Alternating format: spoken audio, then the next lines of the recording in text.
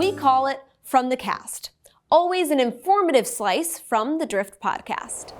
This time, John spends some time with our friend Captain Wes Pulver for an update on the amazing National Coast Guard Museum.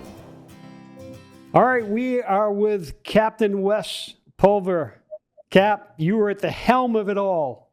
The last time we spoke, it was a hole in the ground. Tell me where the U.S. Coast Guard Museum is today. Well, the good news, John, we filled the hole. So we are working hard on constructing our National Coast Guard Museum. The building itself is, the steel is up. It's a total of 6 floors, over 110 feet above the Thames River here in New London, Connecticut. And what we've got left is we've got to put up the walls, and then install the systems. But the walls is our next step, the envelope system, and we've already started that process. We'll have it done by the end of this summer, and we're excited about potentially turning over the building to the U.S. Coast Guard, gifting it to our federal government by the end of this year. So we're excited about that because that gets us ever closer to opening this wonderful museum.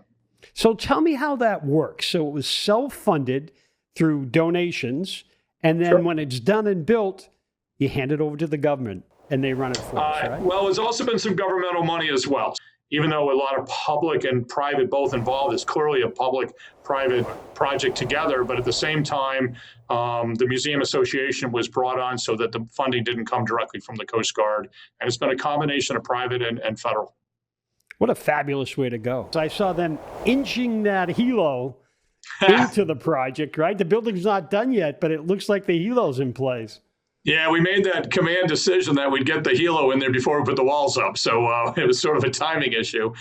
Coast Guard and by the way, the Coast Guard executed that. So an example of a private-public, we're building the museum while they're taking one of their aviation assets that was specifically refurbished to put into the museum. Cap, thank you and your team for all that you're doing. I know what this project has been for you and the team. It's a big one. And for sort of telling the story of the United States Coast Guard. All of us here at The Drift are happy to be along for the journey. No, I appreciate that, John, very much. We can't wait to be open and have all the folks watching this broadcast come visit us next year. It'll be wonderful. We'll be there, Cap. Thanks. Thanks, John, so much. Thanks for your time, everybody. The Drift podcast can be found at driftsociably.com or where all fine podcasts are heard.